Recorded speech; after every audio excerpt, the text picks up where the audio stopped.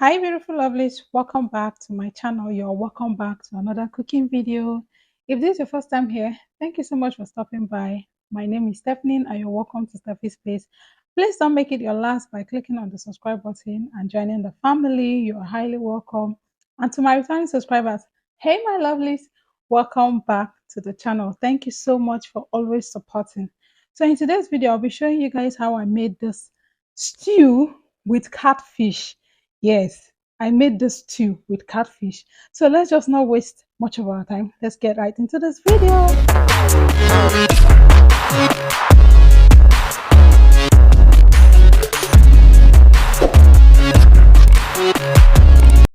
Welcome back. So in today's stew, I want to try that method of roasting my tomatoes. So this is I have tomatoes here, the tache, habanero pepper, onion, garlic. So I just decided to try this method of roasting my tomatoes instead of maybe blending and cooking it, or maybe frying it, or maybe cooking and blending. Yeah. So I'll just put this into the oven and let it roast for some time. New method. I saw people doing it. I decided to try it to see how tasty it's going to be. Yeah. So this is the catfish I'll be using for this stew. I've already cleaned and washed it up properly by removing all those slimy stuffs on it. I used hot water for that. And then I'll go over to season it. First, I'll be adding this fish seasoning. Yeah, I'll add this fish seasoning, and then I'll also add seasoning powder, chicken seasoning powder actually. So yeah, this is the chicken seasoning powder I'll be adding. I'll also add all-purpose seasoning. This is just to like season it, to boil it a little bit before I air fry, because I want to air fry it. I'll go over to adding pepper. I prefer using dried pepper for this. I don't know why, but that's just me. I'll add some chopped onion. Yep. And then I'll go over to add some water. This water will help it boil a little, because I want to boil it a little before air frying it. Yeah, I'll just cover it and then let it cook for some time. So this is how it's looking. I'm perfectly okay with this.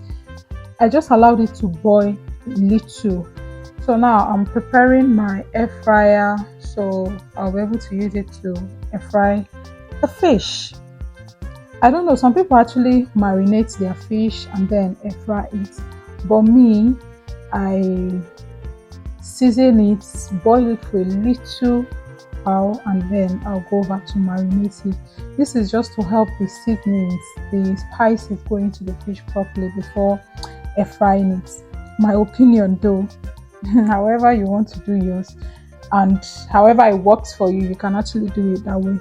So I'm just trying to gently put it into the air fryer so it won't scatter. You know how catfish behaves now. Any little thing it will just start scattering. Yeah, so I'll just put it into the air fryer and then air fry it for some time. I want to air fry it to be a bit dry.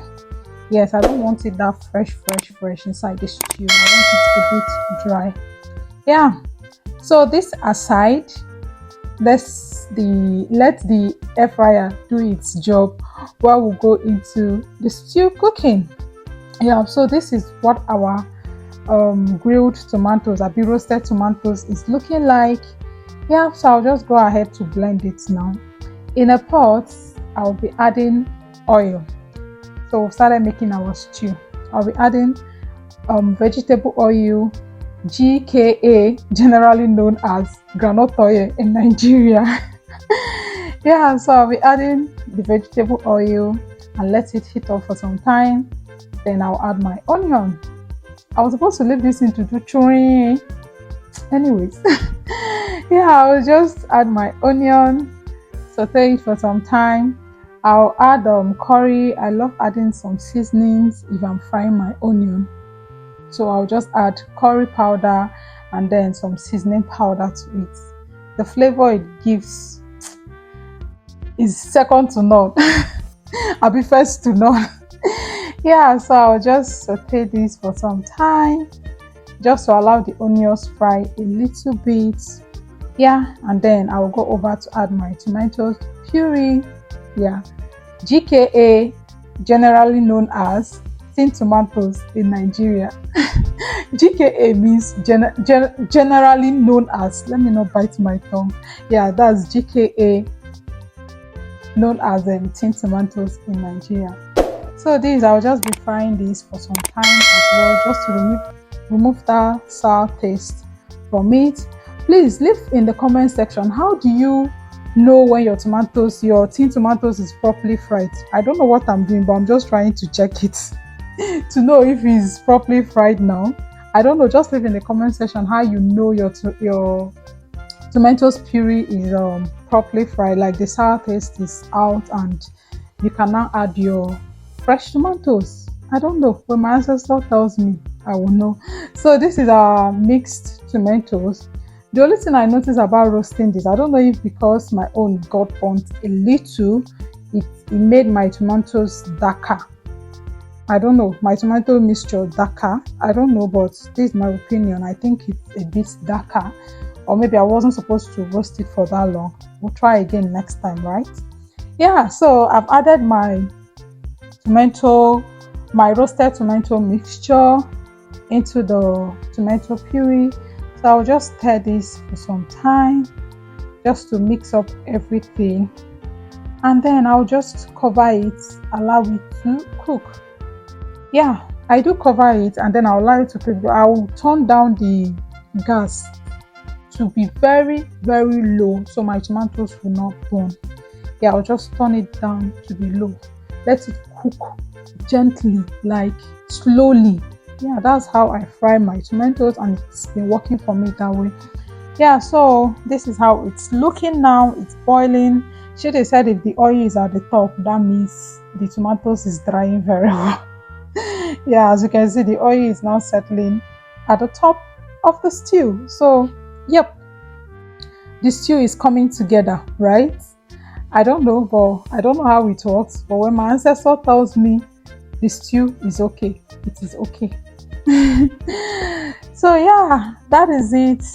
I'm just trying to stir it to make sure it doesn't get burnt, because no one wants to eat burnt stew. Yep. Yeah, I'll just go ahead and stir this. I'll just keep stirring it now, and then I'll go over to add my seasonings, because to me this tomatoes is properly cooked. It's not sour again, like it's not having that sour taste again. That means it's cooked very well. I'll just go over to start adding my seasoning cubes, my seasonings all together. Yeah, you see the way it's looking now. The oil is at the top now, meaning our stew is ready, our tomatoes is ready.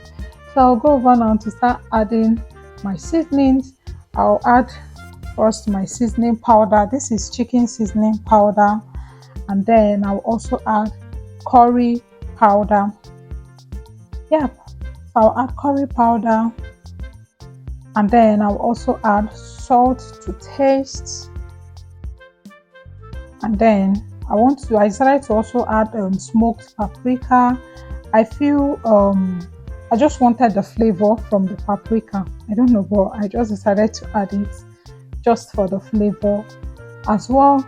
And then I'll add my all-purpose seasoning.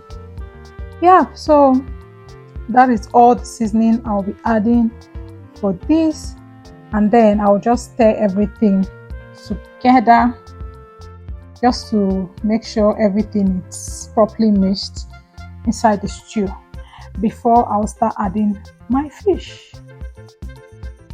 So yeah, my fish is already well grilled. I'll be well air fried. Any of them is either is grilled or is air fried, but it's well air fried. So I'll just go ahead to start adding my catfish. As you can see, it's well dry. I intentionally wanted it this way to be dried. I don't want it that fresh, like I said before. I wanted it to be dried to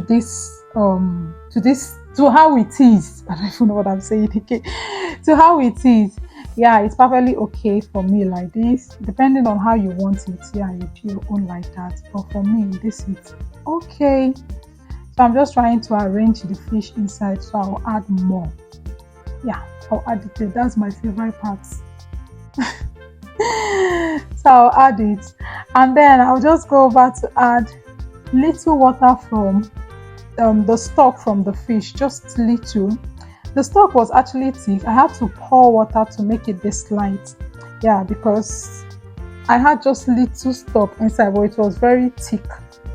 So I added this water. I added a bit water to make it that light. That's why it's like that. So after adding that, I just added it to loosen up the thickness of the stew a bit, you get, and then to allow the stew to boil properly as well, to enter the right places in the fish.